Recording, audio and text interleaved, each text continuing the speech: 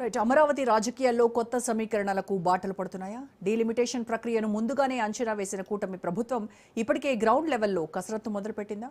ప్రధాన నగరాల్లో కొత్త నియోజకవర్గాల ఏర్పాటుతో కొత్త నాయకులకు అవకాశం కల్పించే దిశగా వ్యూహాలు రచిస్తున్నాయా? టీడీపీ ఒక యూనివర్సిటీ అని చెబుతూ కొత్త తరానికి అవకాశాల హామీ ఇస్తున్న మంత్రి నారా లోకేష్ వ్యాఖ్యలు క్యాడర్లో కొత్త ఉత్సాహాన్ని నింపుతున్నాయి. రిజర్వేషన్ల ఆధారంగా పదవులు తప్పవని సంకేతాలిస్తూ కష్టపడి పనిచేసే వారికి భవిష్యత్తు ఉందని స్పష్టం చేస్తున్నారు. ఇక మరోవైపు బీజేపీ కూడా కులాల వారీగా, సామాజిక వర్గాల వారీగా క్షేత్రస్థాయిలో పట్టు పెంచుకునే ప్రయత్నాలు వేగవంతం చేసింది. ముఖ్యంగా ఎస్సీ, ఎస్టీ, బీసీ, మహిళలపై ఫోకస్ పెట్టి 2029 ఎన్నికల కోసం బలమైన బేస్ సిద్ధం చేసుకుంటోంది. మొత్తానికి డీలిమిటేషన్ ఇంకా అధికారికంగా ప్రారంభం కాకముందే రాజకీయ పార్టీలు తమ తమ వ్యూహాలతో ముందడుగు వేస్తుండడం రాబోయే ఎన్నికలకు ఇది ట్రైలర్ మాత్రమేనా అనే చర్చను తెరపైకి తీసుకొస్తోంది. దీనికి సంబంధించి పూర్తి ఇన్ఫర్మేషన్ మా ప్రతినిధి సంతోష్ లైవ్ లో అందిస్తారు. సంతోష్, అసలు డీలిమిటేషన్ ప్రక్రియ అఫీషియల్ గా ఇంకా స్టార్ట్ అవ్వకముందే ఏపీలో అప్పుడే సర్వేలు కూడా మొదలైనాయి అనేటువంటి వార్తలు వినిపిస్తూ ఉన్నాయి. అంటే ఈ సర్వేలు ప్రభుత్వం చేయిస్తుందా, లేదంటే ఆయా పార్టీలు తమ సొంతంగా ఈ సర్వేలు చేయించుకుంటూ ఉన్నాయా? ఏదైతే డీలిమిటేషన్ ప్రక్రియ అనేది కూడా చర్చలో ఉన్నప్పటికీ కూడా ఇక ఏపీలో ప్రధానమైనటువంటి కూటమిలో ఉన్నటువంటి టీడీపీ కావచ్చు, బీజేపీ కావచ్చు, ఈ రెండు పార్టీలు కూడా శరవేగంగా క్షేత్రస్థాయిలోకి వెళ్ళాలంటూ కూడా కార్యకర్తలకి పిలిపిస్తున్నటువంటి పరిస్థితులు కూడా కనబడతా ఉన్నాయి. ఎందుకంటే ప్రస్తుతం 175 నియోజకవర్గాలు ఉన్నటువంటి నేపథ్యంలోనే 50% అనేది కూడా పెరుగుతున్నటువంటి పరిస్థితుల్లో ఇక జనాభా ప్రాతిపదికన అయితే కనుక ఈ యొక్క రిజర్వేషన్లు, మహిళా రిజర్వేషన్లు, ఎస్సీ, ఎస్టీ, బీసీ ఇలాంటి రిజర్వేషన్లు దృష్టిలో పెట్టుకొని ప్రతి కార్యకర్తకి ఒక మంచి అవకాశం వస్తుంది అంటూ కూడా ఇటు కూటమి పార్టీలు అయితే చెప్తున్నటువంటి పరిస్థితులు. తాజాగా టీడీపీలో అయితే కనుక మంత్రి నారా లోకేష్ కార్యకర్తలను ఉద్దేశించి అయితే కనుక చెప్పడం కూడా జరుగుతుంది.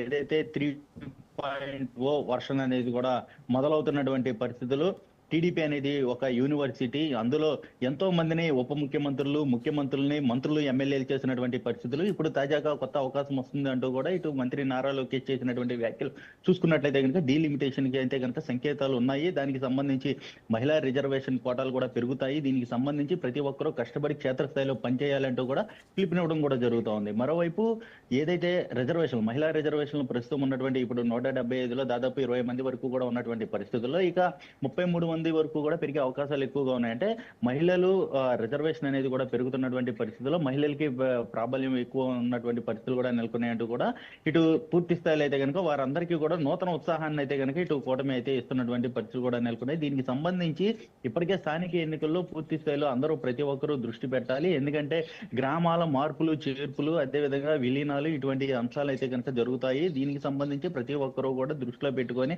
పని చేయాలి. ప్రతి ఒక్కరూ పథకాలని చేరువయ్యే విధంగా కూడా, అంటే పథకాలు ఏ విధంగా వెళ్తున్నాయి, సంక్షేమం, అభివృద్ధి వాళ్ళ యొక్క గ్రామాల్లో కావచ్చు, వీటన్నిటిని దృష్టిలో పెట్టుకుని ఏ విధంగా వెళ్ళబోతుంది అన్న దానిపై అయితే కనుక క్షుణ్ణంగా పరిశీలిస్తున్నటువంటి పరిస్థితులు కూడా కనబడతా ఉన్నాయి. అయితే ఏపీలో చూసుకున్నట్లయితే కనుక ప్రధానమైనటువంటి 4 నగరాల్లో కూడా ఇటు కొత్త నియోజకవర్గాలు ఏర్పడుతున్నటువంటి నేపథ్యంలోనే ఇటు రాయలసీమ కావచ్చు, ఉత్తరాంధ్ర, అదేవిధంగా ఇటు కోస్తా వీటి మీద కూడా ఎక్కువగా ఫోకస్ పెట్టినట్టు కూడా తెలుస్తోంది. అంటే తిరుపతి, గుంటూరు, కృష్ణా, అదేవిధంగా విశాఖపట్నం ఇటువంటి ప్రధానమైనటువంటి 4 నగరాల్లో కూడా కొత్త నియోజకవర్గాలు ఎక్కువగా వస్తున్నటువంటి నేపథ్యంలోనే దీనిపై కూడా ఎక్కువగా దృష్టి పెట్టే పరిస్థితులు కూడా కనబడుతున్నాయి. అంటే ఎక్కువగా కూటమికి అర్బన్ లో ఎక్కువగా ప్రాతినిధ్యం వహించే పరిస్థితులు, అదేవిధంగా పాజిటివ్ గా ఉన్నటువంటి నేపథ్యం. మరోవైపు రూరల్ లో అయితే కనుక మరింత ప్రాబల్యం పెరిగేలాగా కొన్ని సంకేతాలు, దిశానిర్దేశం అనేది కూడా కార్యకర్తలు చేస్తున్నటువంటి పరిస్థితులు కూడా నెలకొన్నాయని తెలుస్తా ఉంది. మరోవైపు చూసుకున్నట్లయితే కనుక బీజేపీ అయితే ఇప్పటికే కులాల వద్దకు వెళ్ళి ఆ కులాలకు సంబంధించినటువంటి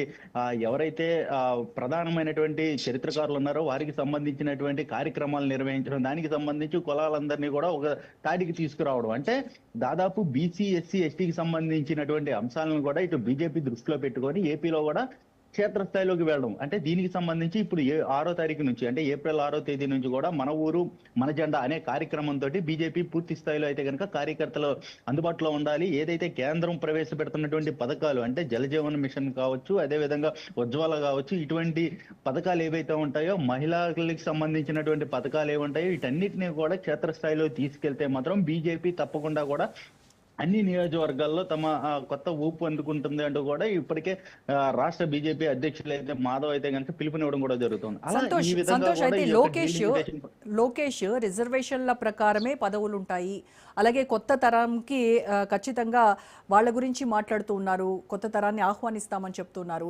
సో ఇవన్నీ ఈ స్టేట్మెంట్స్ చూస్తుంటే అంటే రాబోయే రోజుల్లో ఓట్ బ్యాంక్ పాలిటిక్స్ కంటే కూడా సోషల్ ఇంజనీరింగ్కే ఎక్కువ ప్రాధాన్యం ఉంటుంది అని అనుకోవచ్చు అంటారా? మరి అలాంటప్పుడు పాత తరం నాయకులు ఈ వార్నింగ్స్ ని ఎలా రిసీవ్ చేసుకుంటున్నారు?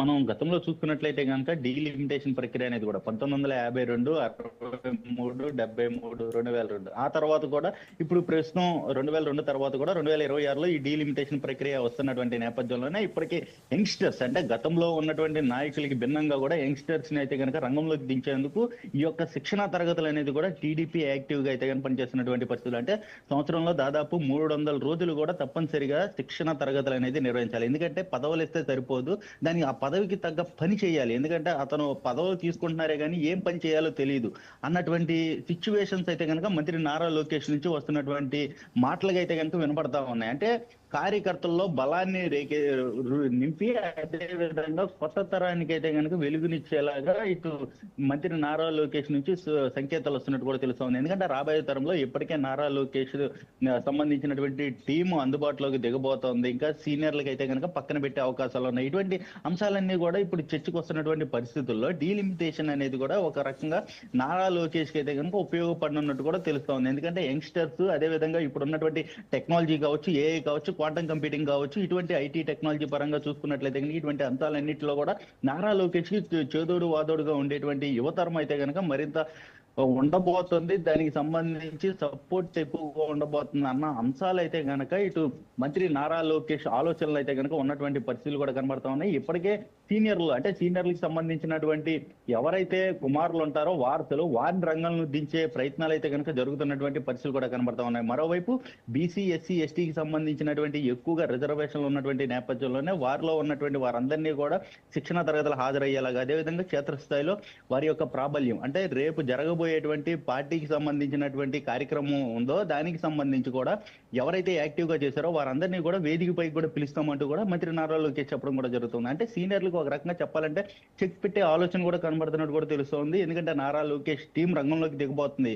అనే అంశాలు ఈ డీలిమిటేషన్ ప్రక్రియతో అయితే కనుక రాబోతున్నట్టు కూడా తెలుస్తోంది. దీనికి సంబంధించి ఇప్పటికే బీజేపీ కావచ్చు, అదేవిధంగా టీడీపీ కావచ్చు, ఈ రెండు పార్టీలు సైతం కూడా పూర్తి స్థాయిలో క్షేత్రస్థాయిలోకి వెళ్లేందుకు కూడా సిద్ధమవుతున్నటువంటి పరిస్థితులు. దానికి సంబంధించి కార్యకర్తలకు అయితే పిలుపునివ్వడం, శిక్షణా తరగతులు కూడా ప్రారంభించడం. అంటే శిక్షణా తరగతులు కూడా చూసుకున్నట్లయితే కనుక అవసరమైతే అక్కడే ఉండేలాగా అంటే రాత్రి పగలు కూడా అక్కడే ఉండి తప్పనిసరిగా కూడా ఆ పదవికి న్యాయం జరిగేలాగా క్షేత్రస్థాయిలో ప్రజలకు ఏ విధంగా మనం అర్థమయ్యేలాగా చెబితే దానికి సంబంధించి ఏ విధంగా ఓట్లు పడతాయి అంటే ఓట్లు రావాలంటే కనుక మనిషి యొక్క ప్రాబల్యం ఏ విధంగా ఉండాలి, ఇటువంటి అంశాలన్నింటినీ కూడా శిక్షణ తరగతిలో ఉంటాయి. అంటే అదే విధంగా కొత్త తరం కొత్త టీం అనేది కూడా రాబోతున్నటువంటి పరిస్థితులు కూడా ఉన్నట్టు కూడా తెలుస్తోంది. Right, thank you Santosh.